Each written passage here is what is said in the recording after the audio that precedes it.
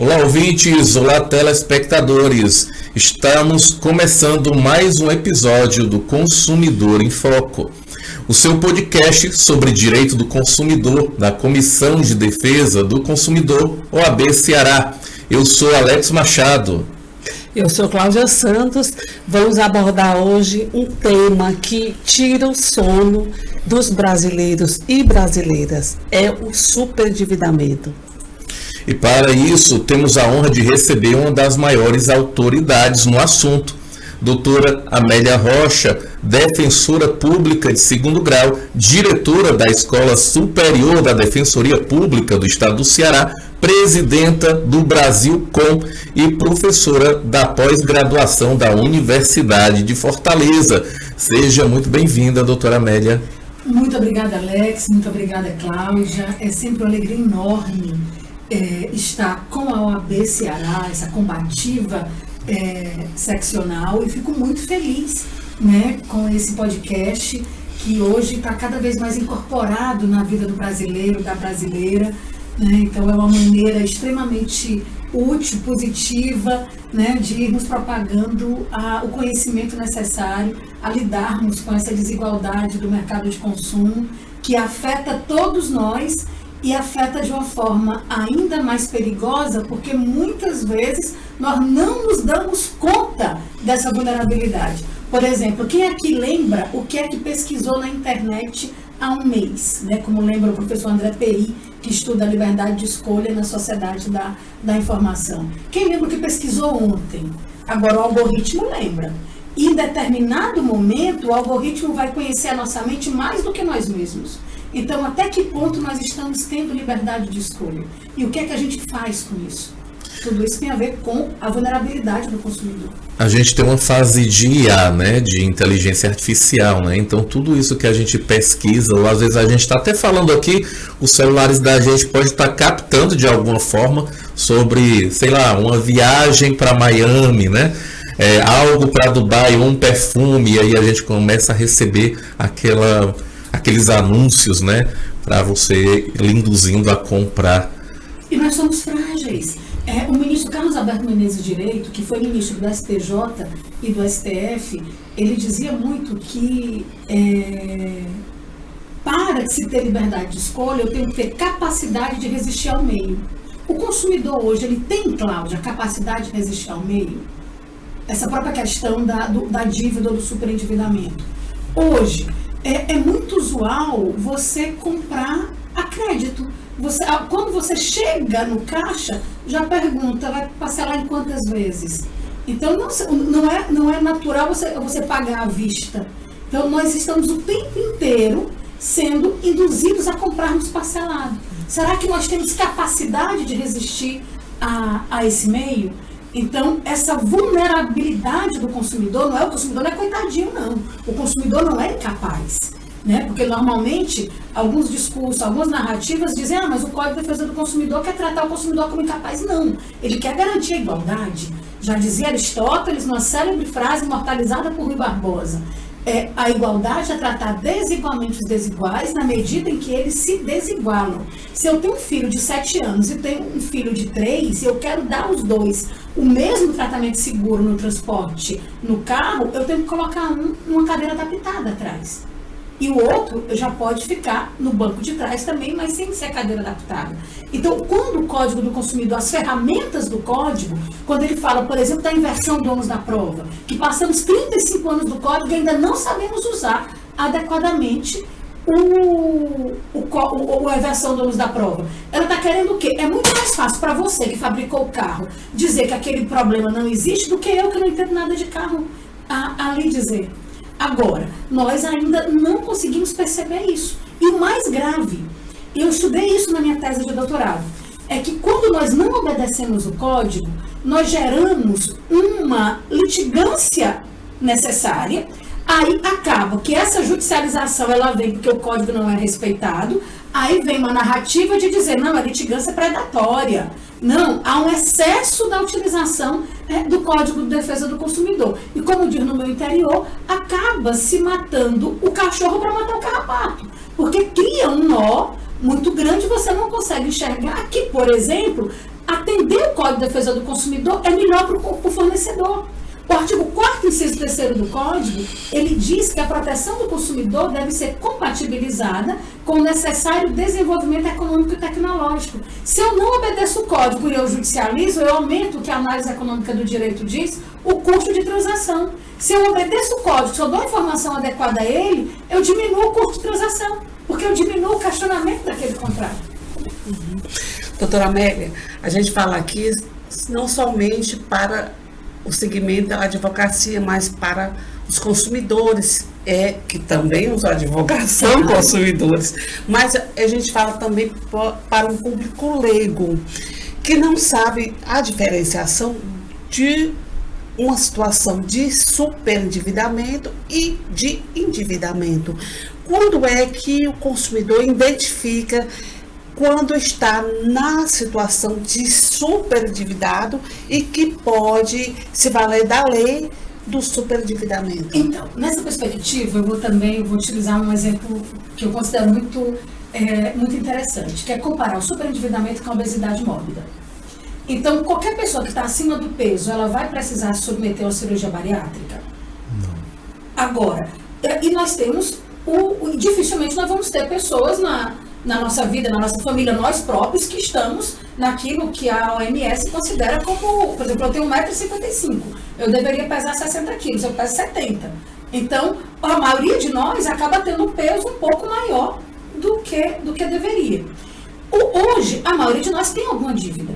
A maioria de nós, brasileiros e brasileiras, nós não conseguiríamos ter casa própria, ter automóvel, por mais que o automóvel hoje ele esteja tendo uma disrupção, né? O automóvel hoje, as assinaturas de carros estão considerando tratar o carro mais como um serviço do que como um patrimônio, né? Que é o que aconteceu na década de 90, uma linha telefônica era declarada no imposto de renda, porque ela era patrimônio, né? E hoje depois virou um serviço. Acho que carro está caminhando para isso também. Mas a maioria dos brasileiros e brasileiras ainda compramos carro, ainda compramos imóvel e raramente fazemos isso à vista. Então, é natural que no orçamento familiar você tenha a prestação do carro e tenha a prestação de um apartamento. Então, essas dívidas são esse sobrepeso que é natural. Então, que faz parte, né, da vida contemporânea. O que seria o sobreendividamento? Seria a obesidade mórbida. Por que o plano de saúde arca com a cirurgia bariátrica? Porque ali não é uma questão estética. Ali está comprometendo o funcionamento do coração, do rim, do baço, né? E está comprometendo a vida daquela pessoa. O que é o superendividamento? É quando aquela quantidade de dívidas compromete o mínimo existencial, compromete as condições de vida digna daquela pessoa. E essa é a definição do artigo 54A do Código de Defesa do Consumidor, que foi alterado pela Lei 14.181, que é a Lei do Superendividamento. Quem é o superendividado? É a pessoa física, e aqui é uma observação importante, porque o Código de Defesa do Consumidor é aplicado às pessoas físicas e jurídicas, desde que elas adquiram um produto ou serviço como destinatário final, ou seja, não façam uso comercial daquele produto ou daquele serviço. Agora, o Código excepciona o superendividamento. O superendividamento é apenas para a pessoa física. Mas por quê? Porque a pessoa jurídica já tem a lei de recuperação judicial de empresas, né? Então, ela já tem todo um procedimento para cuidar dessa obesidade mórbida, para cuidar desse superendividamento. Por exemplo, determinada empresa entrou em recuperação judicial. Ela demonstrou que ela não teria condições de manter os empregos, de manter aquela atividade econômica se não tiver uma intervenção do Estado para organizar as dívidas dela. O que é o reconhecimento do superendividamento? É isso. Quando a pessoa física chegou em uma situação que o pagamento das suas dívidas vencidas, exigíveis e vincendas, ou seja, as vencidas e as que vão se vencer, comprometem o pagamento do seu mínimo existencial. Qual é o debate que a gente tem até hoje? O que é o mínimo existencial? Por quê? Porque ninguém pode considerar o superendividamento como pobreza, tem diferença. A pessoa pode ganhar R$100 mil e está superendividada. A pessoa pode ganhar R$1.500 e está superendividada. Então, esse é um desafio muito grande hoje, é demonstrar essa perspectiva. Então, por quê? Porque existe uma tentativa, através de um decreto, que foi de 2022 e que foi renovado em 2023, que diz que esse mínimo existencial é de R$600. Nós, enquanto no Brasil inteiro, estamos, inclusive, conseguindo muito êxito, porque a verdade é a melhor defesa em todos os aspectos. Não tem como uma pessoa garantir a sua dignidade com R$600. Tanto é que todos os programas assistenciais, eles começam com R$600. Então, uma pessoa que ganha, quando se admite que o mínimo existencial é R$600, se admite que uma pessoa que ganha R$10.000 por mês, 9.400 o banco pode pegar. E ela vai ter que se virar com R$600. E qual é toda a lógica da lei do superendividamento? É dizer que ninguém se superendivida sozinho. É demonstrar que existe uma responsabilidade do banco na hora da concessão daquele crédito. E que essa solução, e que essa pessoa que está superendividada, que ela não consegue mais pagar suas dívidas, também não é bom para o banco. Então, é nessa perspectiva, acho que até me alonguei na resposta, Cláudia, peço desculpas por isso. Uma aula, né? Como sempre. Mas é muito importante que a gente compreenda isso. E como diz a desembargadora Cristina Gaulia, o superendividamento não está no campo da moral. Ele está no campo da lógica da vida moderna. Então, nós próprios poderemos eventualmente estarmos superendividados, nós poderemos conviver com pessoas que estejam superendividadas e não nos cabe julgá-las, nos cabe acolhê-las e entender que aquela situação pode acontecer com qualquer pessoa. A primeira audiência que nós tivemos de superendividamento no âmbito da Defensoria do Estado no Ceará, e ao que eu soube, no Estado do Ceará, porque foi um termo de cooperação que foi firmado entre Defensoria... Eu já ia falar sobre esse projeto magnífico, que é o termo de cooperação entre a Defensoria, a Uniforme e o Tribunal de Justiça, e o Ministério Público. A lei foi de julho de 2021 e nós ficamos muito preocupados porque nós precisávamos garantir a realização dessas audiências. Se na Defensoria, no Núcleo do Consumidor, na época da Defensoria, só tínhamos 2 defensoras e 2 colaboradores. Como é que nós íamos organizar audiências, Alex, que nós tínhamos que intimar 10, 15 credores? Né? Então, é por isso que cada vez mais eu acredito que quem acha que faz algo só ou está mentindo ou está enganado. Então, nós unimos forças e fizemos em outubro de 2021 um termo de cooperação técnica inédito. Inclusive, esses termos do termo é citado, inclusive, na cartilha do CNJ sobre superendividamento. E em que sentido? O Núcleo de Defesa do Consumidor, ele recebe a situação. Fazemos a audiência pelo Sejusc Unifor, que já existe há mais de 10 anos, que é o pré-processual, e a partir dali, caso nós consigamos esse acordo, já vai para a homologação.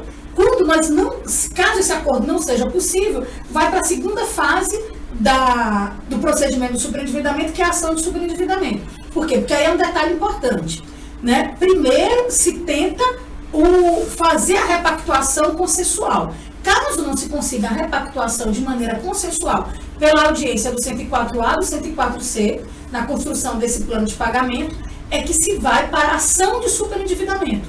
Ação de superendividamento onde vai ter um plano de pagamento compulsório. Ou seja, qual é a grande novidade que nós temos na lei de superendividamento na prática? Para quem não é do direito, mas que está endividado e está ouvindo esse podcast só para isso. Hoje, no Brasil, existe um dever de repactuação.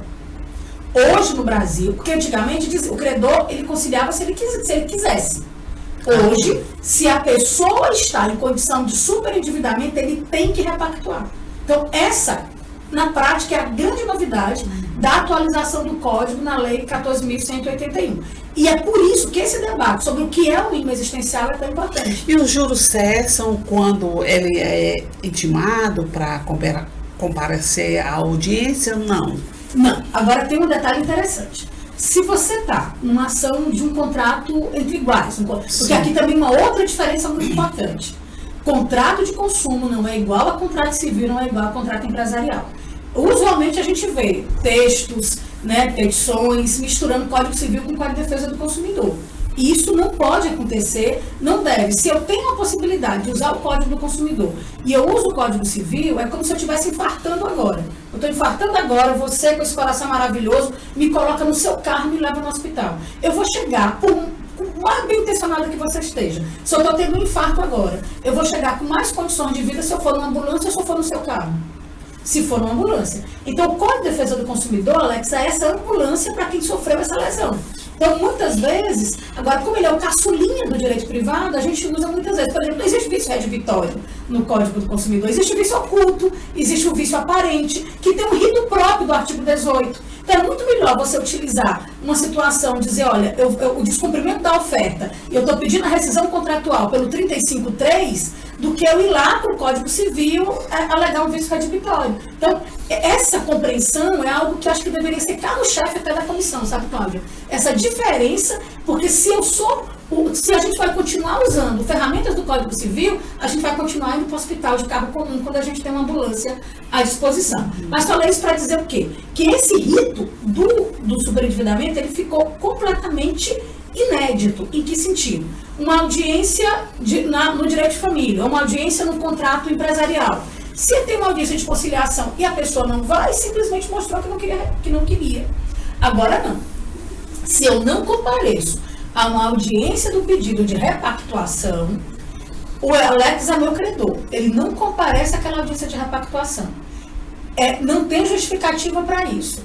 O que é que ele está fazendo? Automaticamente, as dívidas que eu tenho, em que ele é credor, elas vão ter a inexigibilidade suspensa, elas não vão, o meu nome não vai poder ir para o Serasa por isso, não vai poder aumentar os juros, não vai. E o porquê? Porque é uma maneira do Código incentivar essa participação.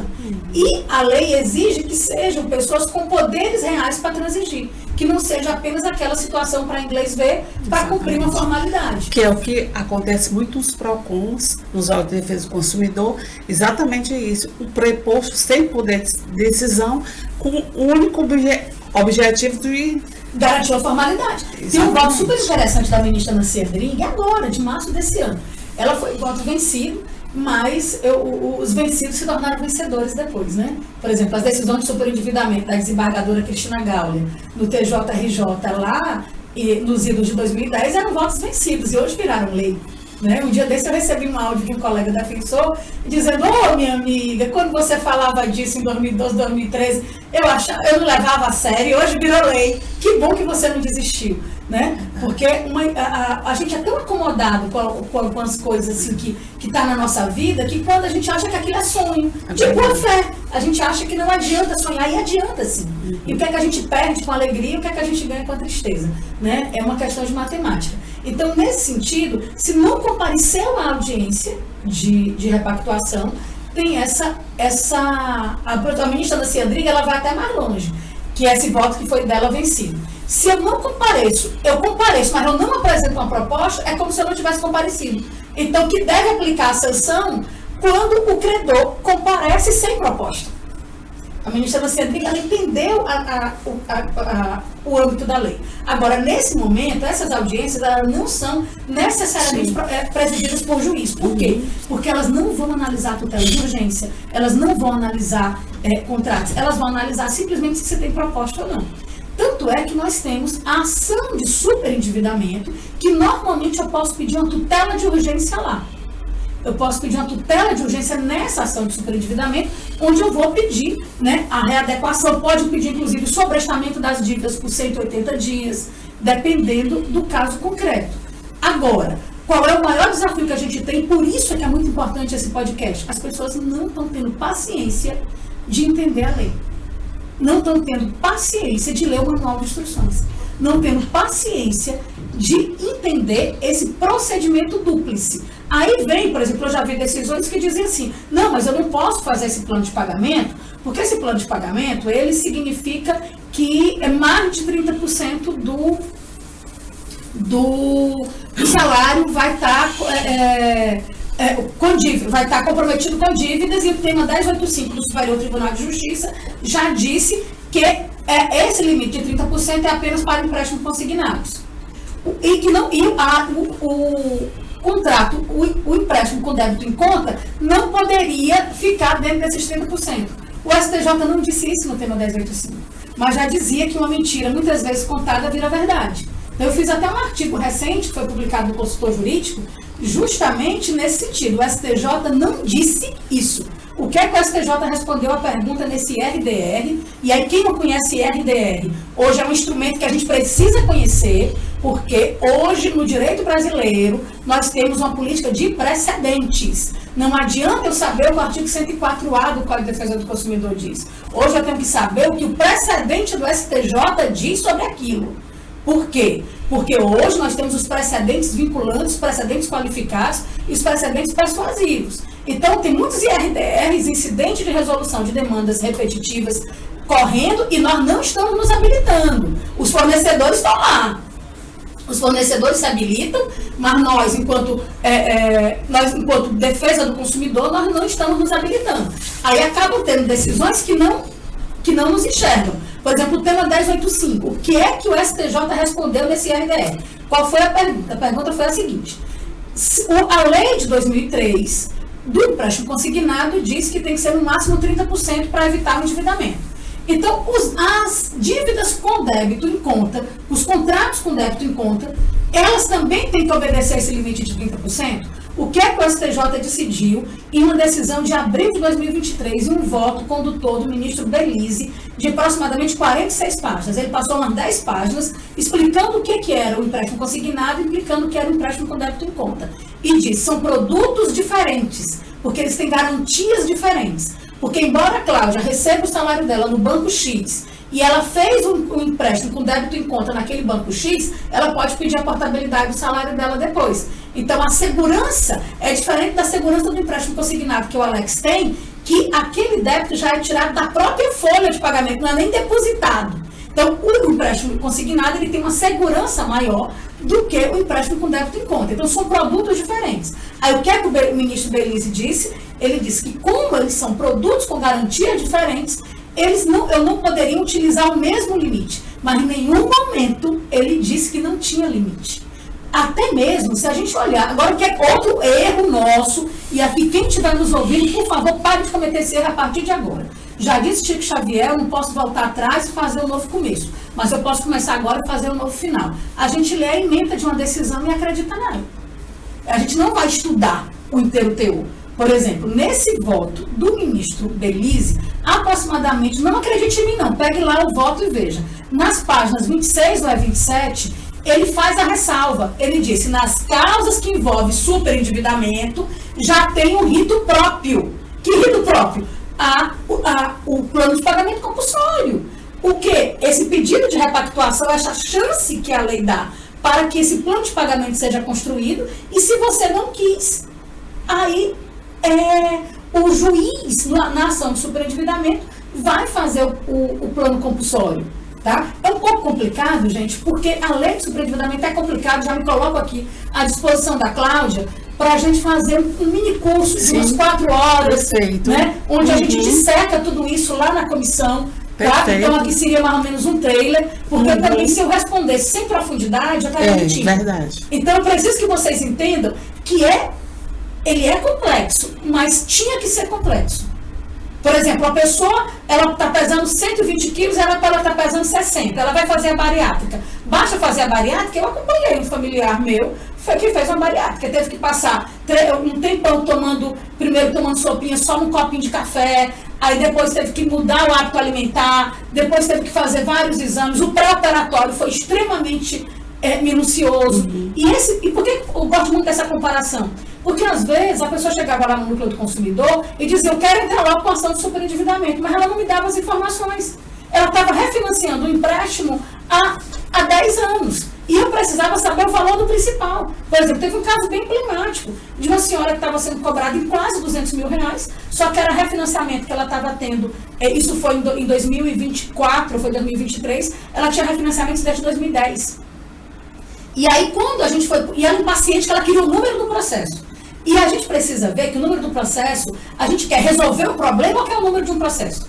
Porque se você vai para uma cirurgia sem os exames preparatórios, ao invés de tirar seu fígado, o médico vai tirar seu baço. Então, se você vai para uma ação judicial sem todas as informações, você vai ter o pedido errado, você vai ter a estratégia errada. Então, aí a gente passou uns 6 meses para poder conseguir essas informações dela. Sabe o que a gente descobriu, Claudinha? Que o principal dela, o que ela recebeu efetivamente do banco, tinha sido em torno de R$40 mil. Por quê? Porque ela tinha feito um empréstimo primeiro, acho que era de R$30 mil, aí esse empréstimo era de 72 prestações, salvo engano. Aí quando ela tinha pago 30 prestações, ela fez um refinanciamento que mudou para 96 e ela recebeu um troco de 5 mil. Aí depois fez renovou, quando ela pagou mais 15, renovou, e aí ela recebeu um troco de 3. Uma bola de neve. Cria uma bola de neve, Alex. E o primeiro passo da lei do superendividamento é a gente botar luzes nisso. Porque quando a gente coloca na petição, olha, quando coloca esses dados, aí o juiz entende. Não, peraí. De fato, essa senhora foi avisada que se ela tivesse, se aquele contrato ele fosse feito em 36 vezes, para ela seria mais vantajoso do que se ela tivesse feito em 96? Então, porque nós não temos uma educação financeira, é por isso que nós temos um capítulo hoje no Código do Consumidor muito importante, que é sobre a oferta do crédito. Gente, 54D. Quem estiver nos ouvindo agora, dê um Google e conheça o artigo 54D. 54D é fabuloso. O que é que o 54D diz? O Alex é o banco, eu estou indo lá pedir o crédito com ele. Só que o Alex não se preocupa em saber se eu tenho capacidade de reembolso. Ele simplesmente quer cumprir a meta dele e me vender. Sabe o que é o parágrafo único do 54D diz? Diz que nesses casos eu tenho direito a uma ação revisional sancionatória. Se ele me der um crédito além daquilo que eu tinha capacidade de ver, eu posso judicialmente pedir a diminuição dos juros, pedir inclusive até a indenização. Agora, o que é muito importante que a gente entenda. Quando eu estou tratando do superendividamento, eu não estou tratando da regularidade do contrato. Esse é um detalhe, é uma premissa, que é fundamental, que era até para ter falado antes. Eu vou revisar o contrato, eu vou dizer, não, aquele contrato ali eu tenho uma taxa de serviço, eu tenho uma venda casada, eu tenho juros maiores. Quando eu estou falando de superendividamento, a única coisa que eu quero saber é o seguinte: se eu continuar com essa cobrança aqui, eu vou acabar me dando um tiro e me suicidando, porque eu não vou conseguir pagar. Porque existem muitos casos de suicídio ligado à dívida, ligado a superendividamento. Agora, recentemente, a gente tem observado pessoas que estão superendividadas com jogo de tigrinho. E estão ceifando a própria vida, né? É uma bola de neve. A gente estava falando aqui sobre a questão de fatores, né? Do cidadão médio ou cidadão abaixo da média. Os fatores que condicionam o começo do endividamento a um superendividamento. E aí a doutora falou sobre a questão da educação financeira, que a gente não tem. E talvez mesmo se tivesse, a gente tem uma avalanche de informações na palma da mão.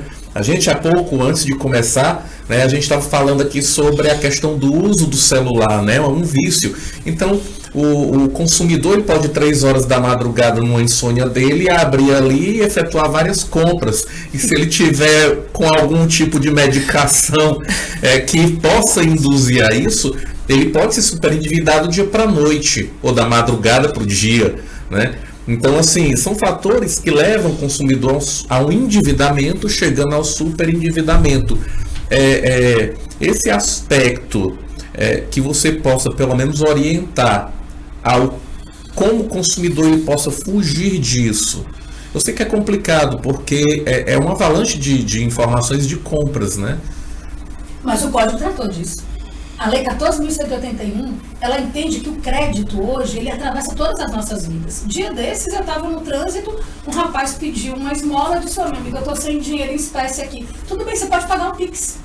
Então, a esmola você pode dar por Pix. Se eu posso dar a esmola por Pix, ele tem conta em banco.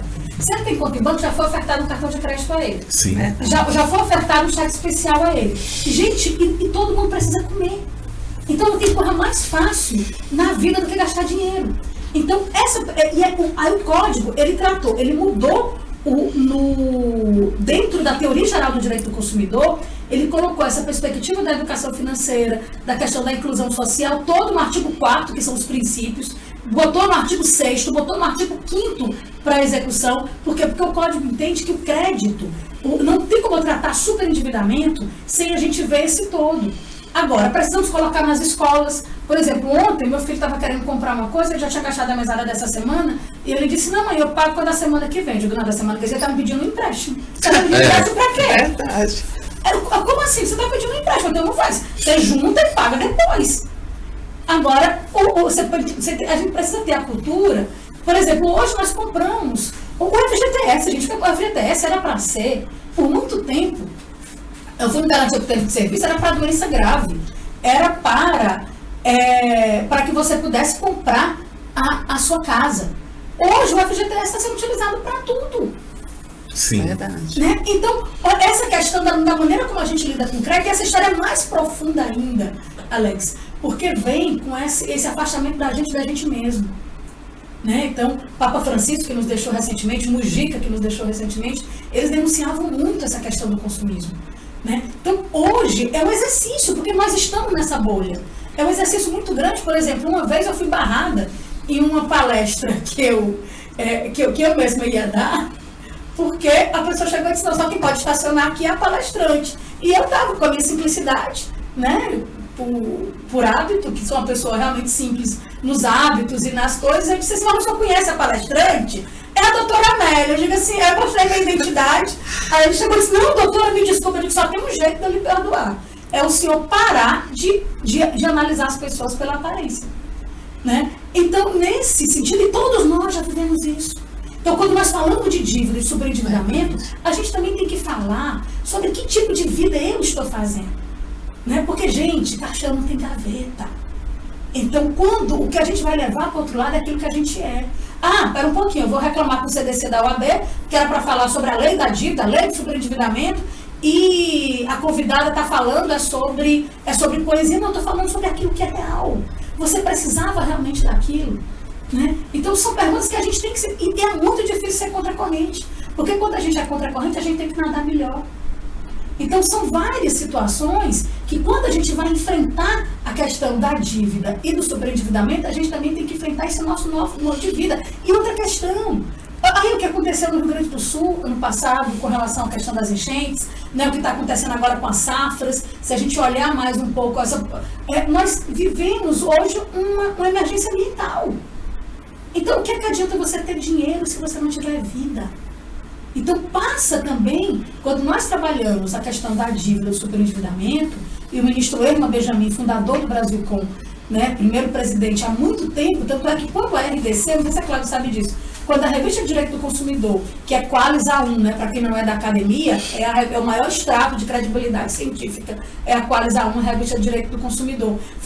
Também foi criada uma Revista de Direito Ambiental, porque eles estão interligados.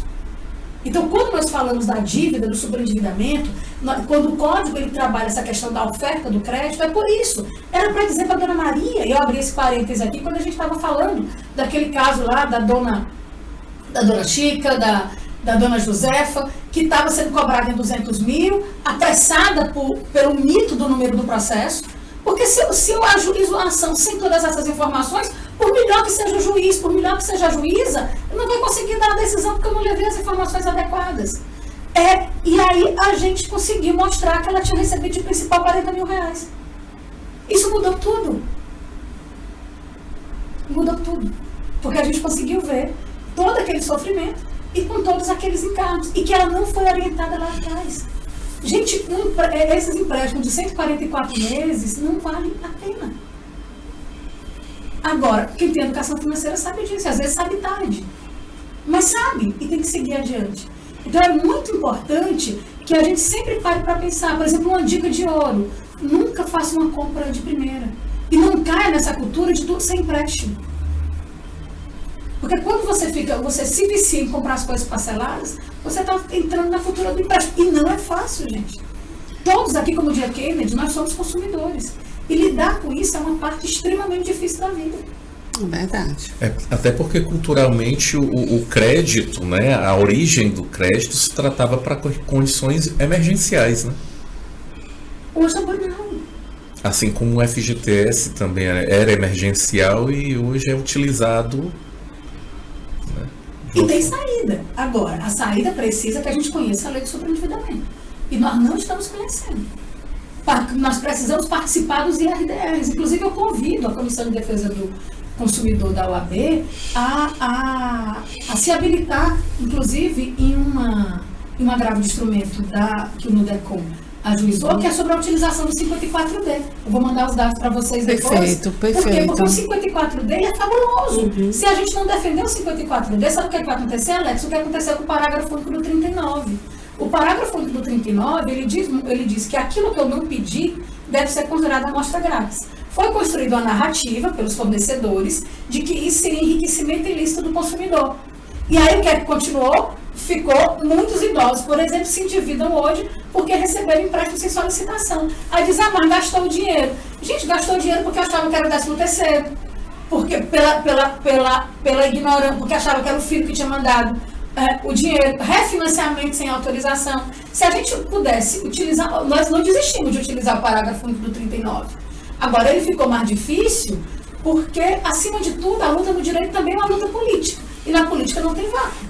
Então, se a gente não luta pelos institutos, quem é que vai lutar? É verdade. O grande grupo dos superendividados ainda são os idosos? Ou tem uma grande variação? Tem uma grande variação. Tem muitos jovens, principalmente depois das BECs, tem muitos jovens superendividados. Pessoas que não têm 3, 4, 5 anos de vida bancária e já estão com uma situação extremamente comprometida. A situação é hoje. E é isso, inclusive, quando a gente conseguiu aprovar a lei de superendividamento, e o Brasilcom foi fundamental, e aqui é minha homenagem a todos os seus fundadores, professora Cláudia Lima Marques, ministro Irma, hoje ministro Irma Vasconcelos e Benjamin, foi justamente isso, não é uma questão individual. Se fosse uma questão individual, nós não tínhamos aproximadamente 50 milhões de pessoas superendividadas no Brasil como a gente tem hoje. Se fosse uma questão individual, era tratada como uma questão individual, mas é uma questão social. Hoje, e hoje eu diria que é um dos maiores problemas que a gente vive hoje, porque ele afeta todos os aspectos da vida. A quantidade de divórcios que tem a partir de uma situação de superendividamento, né? A quantidade de pessoas que saem do mercado de trabalho porque adoecem mentalmente por acreditar que é um problema individual.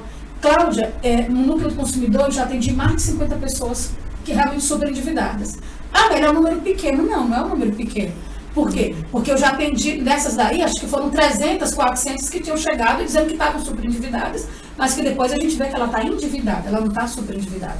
Ela não está conseguindo fazer determinadas coisas, mas ela está conseguindo sobreviver. Né? Então, a pessoa superendividada é aquela que está com a renda absurdamente comprometida. Não teve uma que não se culpou. Não teve uma que não chorou. Verdade. De aquele choro de verdade. Aquele choro envergonhado.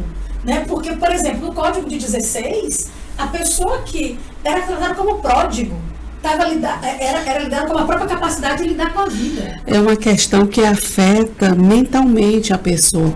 Eu lembro que quando eu fui secretária do PROCON, diretora-geral, que tem status... fez uma grande gestão. Obrigada, que tem o status de secretaria, a gente fez um mutirão no Paulo Sarazate e as pessoas, quando conseguiam negociar aquela dívida, elas saíam totalmente aliviadas. Teve nunca esqueci, um cidadão, um senhor idoso, ele disse, minha filha, ele chegou para mim, minha filha, eu hoje vou dormir em paz, porque eu só tenho meu nome. E como é que eu faço? E ele saiu com a dívida que é um certo valor por R$5, R$10, nunca esqueço isso. Então, realmente uma questão que traz um enorme dissabor. Amélia, e como é que o consumidor superendividado pode participar desse projeto? É ir na Defensoria, na Unifor? Exatamente, na Defensoria, no Núcleo de Defesa do Consumidor, porque aí nós fazemos primeiro o pré-diagnóstico, que é justamente essa divisão do que é superendividamento e do que é endividamento. Por exemplo, são muitas pessoas que estão com 30% da renda comprometida, então aí eu não posso considerar, aí você pode até questionar esse contrato. Por exemplo, eu tive um caso, acho que esse ano ainda, que o senhor chegou indignado, né? Digo, olha, mas está aqui a lei, o senhor se enquadra aqui, depois ele vê. Agora, o que a gente pode ver, de fato, tinha um contrato dele de empréstimo consignado que tinha uma taxa de serviços e que tinha algumas gordurinhas que, reduziriam, acho que 10% a prestação mensal, o que é significativo, né? Eu digo, aqui a gente pode alterar, mas não é pela lei de superendividamento. Por exemplo, é como se o senhor não precisa fazer uma bariátrica. O que o senhor precisa agora é fazer exercício físico todo dia, né? Assim, o que o senhor vai precisar agora talvez seja tratar um pouquinho o colesterol, Né? Então, existe um incômodo com relação à vida de crédito? Existe. Mas ali não era o superendividamento, porque esse é um cuidado que a gente tem que ter, sabe, Cláudia? Porque se a gente banalizar a lei do superendividamento, por exemplo, teve um caso uma vez que era um casal que eles tinham uma renda, eu acho que líquida, de 7 mil, 8 mil reais, os dois juntos. E queriam que no mínimo existencial a gente colocasse salário de empregada doméstica. Eu digo, não dá. Mas acontece que eu tenho 3 filhos, eu tenho isso, aquilo. Eu digo, não. Então, nesse aspecto aí, a gente consegue colocar uma faxineira, consegue colocar uma creche. Agora, no mínimo existencial, não tem como. Por exemplo, teve um outro caso de uma senhora que tinha colocado podóloga na lista do mínimo existencial. Aí eu digo, olha, podólogo não dá para colocar no mínimo existencial. Aí ela disse, não, doutora, porque eu tenho é uma questão de tratamento de saúde. Tem uma questão de saúde que eu preciso, uma questão de doença de pele, e que eu preciso disso. Eu digo, então me dê um atestado médico, porque aí a gente vai colocar dentro da planilha, não como estética, mas vamos colocar como saúde. Aí muda tudo. Né? Por exemplo, teve um outro caso, que era a ração do cachorro dentro do mínimo existencial. Né? E aí, mas o quê? Era um senhor que morava sozinho, viúvo. Então, hoje nós temos justamente a questão da família multiespécie, né? Temos várias questões, hoje existe inclusive discussão no âmbito do direito de família com relação às guardas de pets. Então, a gente conseguiu justificar. Agora, é muito importante, é que nem a história do dano moral. Muitas dificuldades que a gente tem no dano moral, porque já teve muito excesso. Então, a gente precisa ter muita maturidade naquilo que a gente coloca no mínimo existencial, né? Doutora Amélia, para que a gente possa ver esse detalhe. Eu tenho uma dúvida aqui se enquadraria pelo superendividamento. Os que são vítimas de golpes, né? Foi lá, caiu no golpe e apareceram diversos tipos de empréstimos que foram realizados pelo golpista, né? E aí comprometeu toda a renda da pessoa. A pessoa ficou com a condição de subsistência praticamente defasada, né? Ela se enquadraria? Sim e não. Na verdade, porque na verdade contínuo, né? Mas aí, na verdade, ela está na condição de superendividamento, mas não foi causada pela oferta de crédito. Exato. Foi causada pela falha de segurança do sistema bancário. Exato. Então, aí, nesse caso, eu acredito que seria mais produtivo ela anular esses contratos, né? E a gente já tem muito êxito nessas teses no Núcleo do Consumidor, que é justamente o fortuito interno. Né? Então, o que é que exclui a responsabilidade do fornecedor? Quando o fato é inevitável e é imprevisível. A atuação dos golpistas, ela pode até ser inevitável, mas ela não é imprevisível. Ela está dentro do risco da atividade bancária. Como ela está dentro do risco da atividade bancária, existe uma responsabilidade aí a ser apurada. Agora, o que é que eu tenho observado dentro da nossa prática do Núcleo do Consumidor? Quais as ações que a gente tem conseguido tutela de urgência? Para suspender esses descontos, justamente para poder garantir o acesso à sua subsistência. Quando a gente faz uma pré-ação, faz uma investigação realmente minuciosa, né? Onde a gente consegue demonstrar exatamente como foi o golpe, como foi que aconteceu, inclusive às vezes usando geolocalização. Teve um caso bem interessante, porque existe um entendimento, aí vem a história da gente não repetir os precedentes sem questioná-los. Chegou uma senhora, que ela tinha aproximadamente 75 anos de idade, ela foi assaltada na Praça do Ferreira. Ela nunca tinha tido um empréstimo na vida, ela recebia 2 salários mínimos, eu não lembro se de aposentadoria ou de pensão, e já chegou lá dizendo, não, mas disseram que como a senha estava junto, eu não tenho o que fazer na hora do assalto. Aí eu comecei a olhar que, eu digo, a senhora já pediu, ela tinha um limite de crédito pré-aprovado de 25 mil reais. A senhora pediu esse empréstimo? Não. Pediu essa abertura de crédito? Não, desses 25 mil reais. Alguma vez a senhora já foi chamada para fazer uma biometria? Não fui chamada para fazer uma biometria. Gente, eu tenho 49 anos de idade, eu não consigo fazer transação nenhuma hoje sem biometria. Se ela tivesse com a senha lá, mas se ela fosse chamada para fazer a biometria, será que aquela ali tinha acontecido? Aí nós criamos a tese, né? Dizemos, olha, existe... Aí fomos puxar também a data desse entendimento do STJ, no sentido de que seria culpa exclusiva do consumidor quando tem assalto no cartão junto com a senha. O leading case era de 2008, onde nós não tínhamos a tecnologia bancária que a gente tem hoje. Nós não tínhamos biometria naquela época. Então a gente criou um tópico na petição dizendo que existia uma falha de segurança ampliada do banco. Que aquele golpe, aquela senhora, 75 anos de idade, só estava sofrendo por falha de segurança bancária. Primeiro, Ela nunca tinha pedido um empréstimo na vida. E tinha um crédito pré-aprovado para ela de R$25 mil. Quem pediu? Se eles deram, se ela pedir, eles se responsabilizam por isso. Se não tivesse esse crédito pré-aprovado, teria tido o golpe? Não teria. Ela nunca foi chamada para uma biometria. Se ela tivesse sido chamada para uma biometria, a senha teria sido suficiente para fazer? Não. Nós conseguimos tutela de urgência. E a senhora, tipo assim, esses empréstimos, acho que foram 4 empréstimos, que somaram R$25 mil, de modo que desses 2 salários, porque um acho que foi na forma de consignado e o outro foi com débito em conta. Acho que estavam ficando com 30% do salário e a gente conseguiu uma tutela de urgência para suspender. Então é muito importante que quem litiga faça isso de uma forma muito clara, né? Para demonstrar essa boa-fé.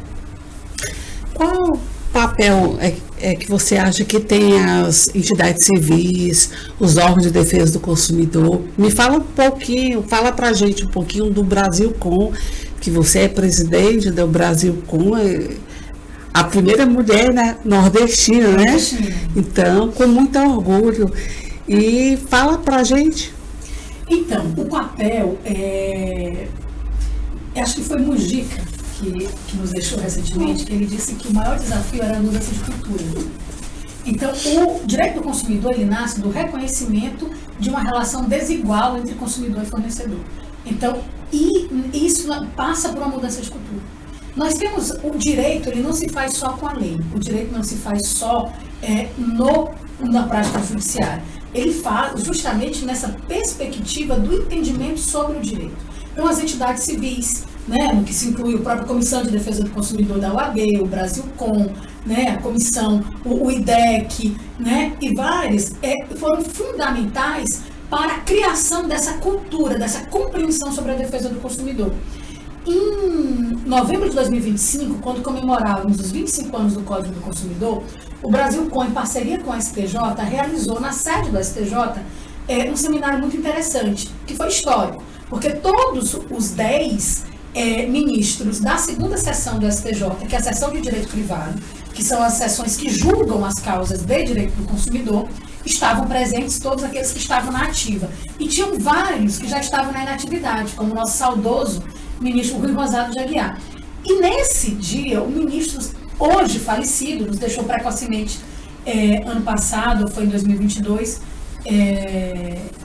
o ministro Paulo de Tarso Sanseverino, ele dizia que a história da jurisprudência de defesa do consumidor no Brasil se confunde com a história do Brasilcom. Porque foi o Brasilcom que criou o Código, ele é de 1990, passou a ter vigência em 1991. O Brasilcom foi criado em 1992 e logo em seguida ele já criou a RDC através de que é a Revista de Direito do Consumidor, através de uma das editoras mais respeitadas do Brasil, que é a Revista dos Tribunais. Então eu lembro, meu pai se formou em Direito em 66, né? Então, o papai ele já tinha como referência de que um livro bom, né? Então, se sai por determinadas editoras, né? É algo de muita credibilidade. Então, isso foi muito, né? O ministro Erma, a professora Cláudia, né? Dizendo, não, a gente precisa pensar criticamente esse código. Então, o Brasilcom, ele tem essa perspectiva do estudo em profundidade do direito do consumidor. Então, tanto é que se eu tenho vontade de fazer esse estudo, muitas decisões do STJ em prol do consumidor citam a RDC. Citam a Revista de Direito, que também é aberta a fornecedores. Por quê? Porque o Brasilcom entende que a defesa do consumidor não pode ser uma defesa cega. Se ela for uma defesa cega, ela quebra o mercado. Se ela quebra o mercado, ela quebra o próprio poder de consumo. E quem está dizendo isso não é a gente.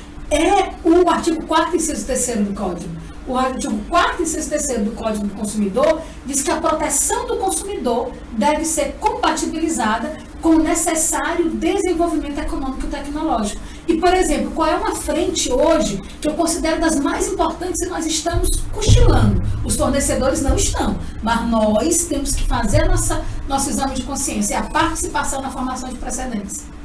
Por exemplo, tem um IRDR agora, que acho que ainda dá tempo de se habilitar, que é o 1314, que trata do plano de saúde.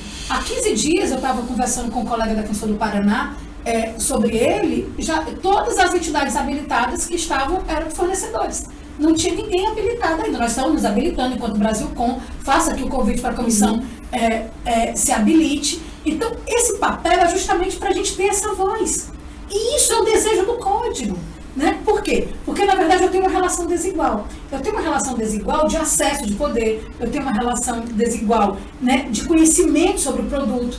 Então, quando cria um sistema de defesa do consumidor e as entidades civis fazem parte dele, é justamente para que a gente possa fazer essa reflexão. Por exemplo, hoje nós temos uma coluna semanal no Conju, o Brasil Com, que inclusive fica o convite aqui, o espaço aberto para os companheiros e companheiras da Comissão de Defesa do Consumidor da OABCE.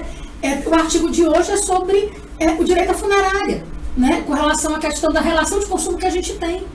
Eu mesma vivi isso. Quando meus pais faleceram, minha mãe pagou um jazigo por quase 25 anos. E eu nunca soube que a gente tinha que pagar quase um salário mínimo por mês, por ano, para que a gente pudesse manter aquele jazigo. Eu e minha irmã, a gente paga com o maior gosto do mundo, com a maior gratidão do mundo, com tudo que meus pais... porque a gente tem condições de pagar. Agora, será que se a minha mãe soubesse que ela pagando esse jazigo, que já foi caro, as filhas teriam que pagar perpetuamente para poder manter o jazigo, será que ela não preferia, por exemplo, ter sido cremada? Será que ela não teria tido uma outra decisão na vida dela? Então, e aí mostra a delicadeza do tema, porque fica parecendo que você está... Não é hora de questionar isso, porque agora não tem aquela história de você... É até um ditado, né? Fulano não tem nem onde cair morto. Né? Então, essa questão, hoje o Brasil está discutindo na coluna do Conju, né, com o nosso ex-presidente Fernando Martins. Então, o que é o papel? E aqui respondendo a pergunta, qual é o papel das entidades civis? É colocar luzes a esse debate. É mostrar que nós temos um poder imenso e que nós estamos sendo subutilizados. Teve uma decisão de um RDR de agosto de 2023 sobre busca e apreensão que acabou, Alex, o mínimozinho de contraditória e ampla defesa que a gente tinha no rito da busca e apreensão. Que se você olha lá, 5 instituições habilitadas, todas pró-fornecedores. É isso. Doutora Amélia, é tão gratificante e enriquecedor estar nesse momento com você, né, mas infelizmente a gente já está finalizando, né, o nosso tempo. Mas eu fico realmente assim maravilhado por ouvi-la aí. Por mim eu ouviria o dia todo. Eu digo sempre que quando a Amélia fala, ela tem um dom de cantar. Sim, é cantadora. Porque por causa da leveza, da firmeza, do olhar sereno e do sorriso largo. Então, Amélia, iniciamos juntos em 90, né? 1997, 97. No DECOM.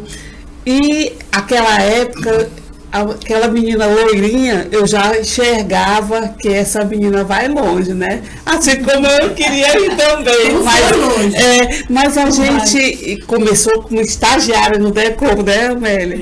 Então, doutora Socorro. Então, é muito gratificante e eu até me emociono quando eu vejo essa profissional brilhante que a Amélia se tornou, e essa mulher magnífica em todos os aspectos que ela se tornou também. Muito obrigada, minha amiga, e a Comissão de Defesa do Consumidor sempre está de portas abertas para você, que você nutre a minha amizade. A recíproca é absolutamente verdadeira. Cláudia sempre brilhou muito, né? Alex, amigo que conheci como aluno. Então, estamos aqui e, como dizia Marielle Franco, né? Eu sou porque somos.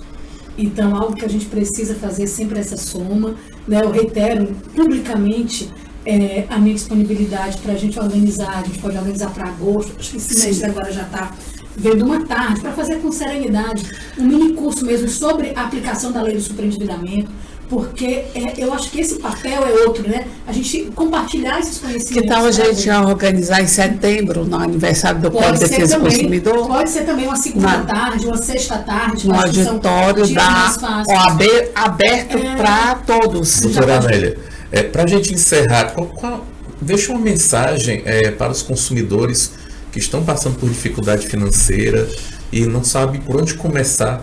Deixa uma mensagem para dar esse norte para quem está nos assistindo aqui, nos ouvindo. Primeiro, respire e não se culpe. Não é uma questão individual. É uma questão coletiva, tanto que nós tivemos uma modificação, a maior modificação que o Código de Defesa do Consumidor teve em 35 anos de existência foi justamente a inserção. Primeiro, pare de se culpar, respire. Se pode pagar advogado, procure um advogado, procure uma advogada para analisar a sua situação. Se não pode pagar advogado, procure o Núcleo de Defesa do Consumidor da Defensoria para que aquela situação seja analisada. É como se você está com uma dor no peito, o que é que você vai? Você não vai procurar um cardiologista? Né? Então, naquele momento ali, pode ser, você está achando que está infartando, mas na verdade pode ser só gases. Então, às vezes você acha que aquilo ali não tem solução, mas no olho de alguém que entende, tem. Então, o primeiro passo é esse, não se culpe e procure ajuda especializada. É isso aí. E para você que nos ouviu, para você que nos assistiu, lembre-se, o direito do consumidor vai além da compra. Ele também está na dignidade de poder viver sem dívidas impagáveis. Até o próximo episódio do Consumidor em Foco. Tchau.